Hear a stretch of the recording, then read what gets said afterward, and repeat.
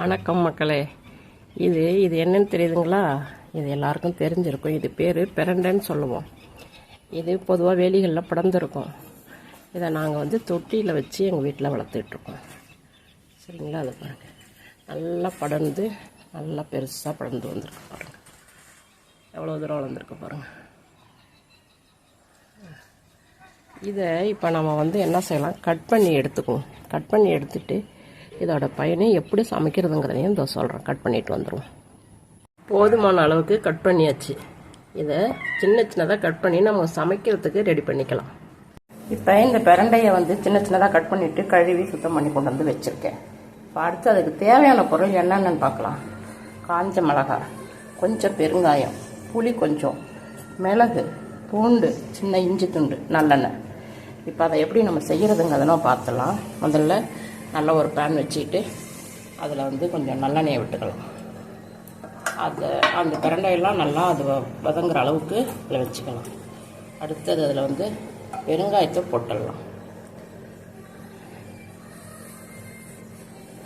வெங்காயத்தை போட்டுட்டு அடுத்தது கொஞ்சமாக ஒரு சின்ன ஒரு ஸ்பூன் மிளகு போட்டுடலாம்.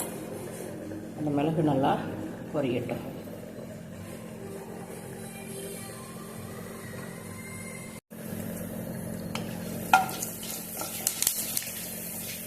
மிளகு நல்லா வெடித்த பிறகு இந்த இஞ்சி போட்டுக்கலாம்.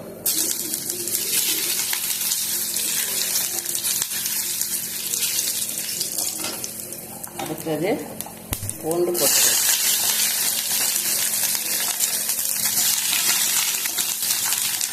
அடுத்தது இந்த புளியை அந்த எண்ணெயிலேயே போட்டுடலாம். கடைசியாக இந்த மிளகாயை போட்டுக்கலாம்.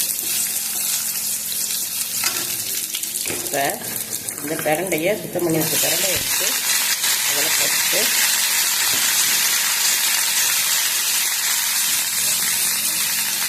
நல்லா அதை கம்ப்ளீட்டாக வதங்கி வர அளவுக்கு நம்ம அதை ரெடி பண்ணிக்கலாம். இதை அரைச்சாச்சு. நல்லா இருக்கு பாருங்கள். பார்க்கவும் நல்லாயிருக்கு, சாப்பிடவும் ரொம்ப நல்லாயிருக்கும். இதை சாப்பாட்டில் போட்டு சாப்பிட்லாம். இட்லி, தோசை எதுக்கு வேணாலும் தொட்டுக்கிட்டு சாப்பிட்லாம். அது மட்டும் இல்லாமல் டேஸ்ட்டு மட்டும் கிடையாது, இதில் நிறைய ஹெல்த் இருக்குது. எலும்பு, நரம்பு, இது எல்லாத்துக்கும் ரொம்ப நல்லது. குழந்தைங்கள்லேருந்து பெரியவங்க வரைக்கும் இதை சாப்பிடலாம். எல்லோரும் செஞ்சு பாருங்கள். நன்றி, வணக்கம்.